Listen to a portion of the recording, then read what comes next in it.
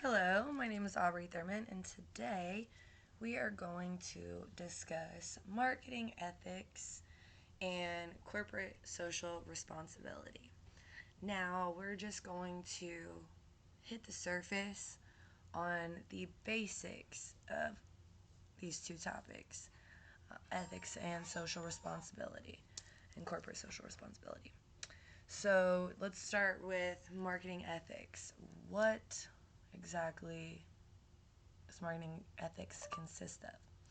Marketing ethics examines ethical situations that are specific to the domain of marketing, including social, global, and individual consumer issues.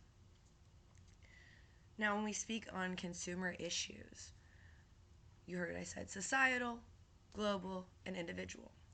So, an example of each would be societal, would be the sale of products or services that may damage the environment.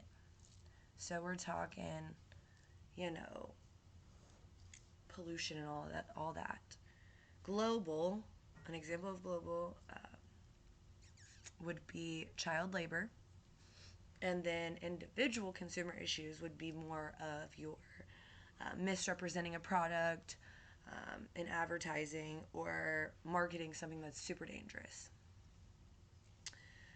So when it comes to positive examples of ethics, it's really all about honesty. Okay? Honesty, integrity. Um, Having those core values that you're not hurting others with your product or your service. And this is very important because we don't want to be selling things or advertising items or services that could potentially be dangerous, that could hurt a child, that could hurt anyone. Now, negative examples of ethics and morals in marketing would be, like I was saying, child labor. Okay, so when you hear about these businesses that have these children working, I know we've all heard of it. I've seen it on the news many times about factories. Okay, and that's why there's laws set in place when we go to get a job that this is the minimum working age, and if you're between this age and this age, you have to have a permit and you can only work so many hours.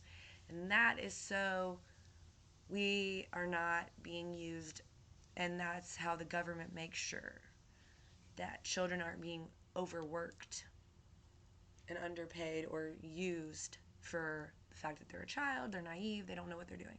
Or in other countries, they just don't have a choice, don't care. So that's one example. Another great example would be the low wages, hence why we have minimum wage in the United States. And every state has their minimum wage. Because I know we've all heard stories of how, people are making, working in these factories that are sweatshops for 16 hours a day.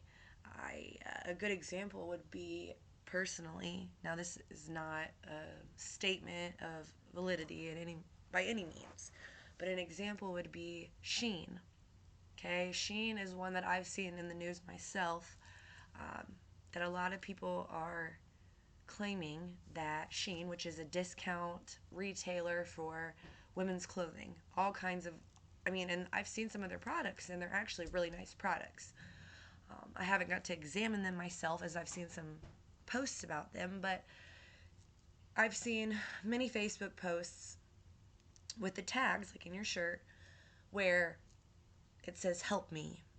People are saying that basically the human beings working in the factories that produce this low-cost merchandise are actually being held against their will.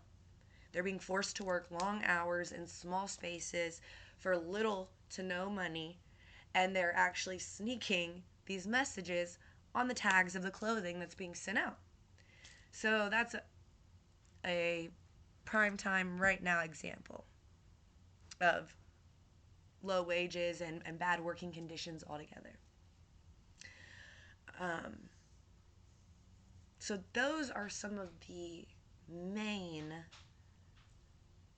examples of negative ethics and morals. Also, obviously, another one that's not as, I guess, prominent, that's lower level, would be lying. Like I said, lying about a product. So when we're talking of like individual consumer issues, when I said misrepresenting a product, so if we lie about what's in the product, how the product's made, where the product's made, the color in the product, I mean, any of that, because someone could have a reaction because they're allergic to an ingredient that you said was not in there.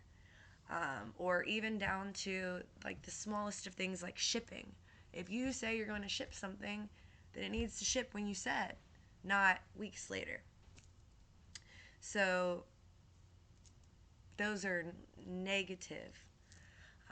So now we're going to move on to more of the corporate social responsibility as far as what are some positive ways, okay, to make sure that when we market and that our business is very ethical and that we are thinking about society globally and individually, okay?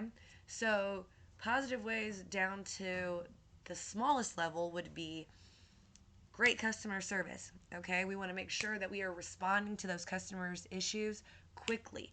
We're correcting them because the fastest way to make or break a business or a service provider is going to be word of mouth. Yes, social media is huge, but I guarantee if you handle a situation correctly, it's going to come back in your favor. So even if you make a mistake, don't be scared to handle it. Don't hide, okay? You may see on Facebook or other social platforms, you see these ads, okay? And if you're like, ooh, that looks like a good idea, or I might want to buy that, and you scroll through the comments, you may see, I love this place, I love this product. But then you start seeing comments of, I never got my order, or they lied and took my money, XYZ. There's a million examples. Now, you can tell the companies that are really worried about and have a good customer service plan because they're responding like, hi, insert your name. So sorry, please contact our customer care center at, with the phone number, with the email, or they might say, hey, we're reaching out to you at now. We are sorry to hear this, okay? Because that is because you want to catch the problem as soon as you hear about it, and then you want to fix it. Because a customer is more likely to have an issue and then praise you when you fix that problem than if you run away from it, then they're just going to pile up and your brand is ruined. So it's very important to handle situations as they arise. Other ways in a global, a bigger scale, okay, so more in the global and societal scale, is going to be volunteering, transporting goods, during times of crisis, such as hurricanes, tornadoes, things of that nature. So FedEx, for example, transports goods during mass crises like that. Okay, they use their trucks. That is one of the ways that's their corporate social responsibility. Southwest Airlines is another example. They volunteer. All their employees volunteer at Ronald McDonald houses. Okay, so you see what I'm getting at here. These businesses have outlets for their employees to give back, whether it's donation based, whether it's they're donating their time, donating their money, or donating their resources like FedEx using their trucks to move products. So those are some ways to positively make an impact when it comes to marketing ethics and corporate social responsibility. Lastly, I'm going to just touch briefly on the negative ways of handling, which I kind of have already. But, lying to your customers, like I said, that's a negative way, okay, to handle a situation, to handle your marketing strategy, to handle your social responsibility, okay? You don't want to lie. You don't want to hide. You don't want to make things up. And you definitely do not want to be rude to the customer or tell the customer that they're wrong. Because, let's face it, who wants to be told they're wrong? But when someone is buying a product or a service from you, they're trusting you. They believe that you're what you say you are. So if you give them a reason to doubt that, then you have to prove yourself. And if you don't prove that it was an accident or a miscommunication, then, like I said, it's going to pile up real quick. Complaint, and then you're done. Okay? Your brand's dead. There's no point in marketing anything because there is nothing left. Like, you're done. Now, on a larger scale, negatively would be pollution, for example. Okay, a lot of these big corporations pollute waterways and kill animals, and like there's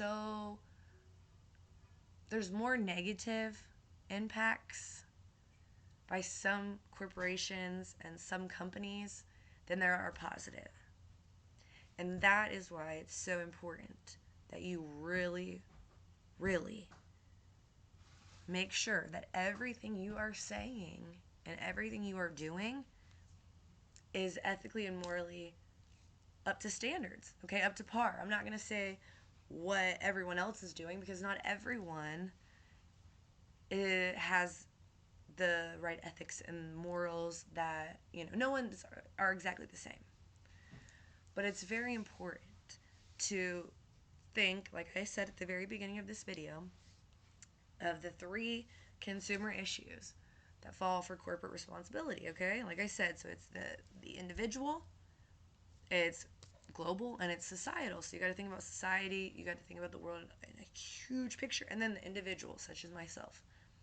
Okay? So there's a lot to put in and a lot to think about when you're marketing a product or a service, when you're running a company, to make sure you're doing it the right way. Because we don't want tons of businesses out here that we can't rely on, okay, who are doing things the wrong way.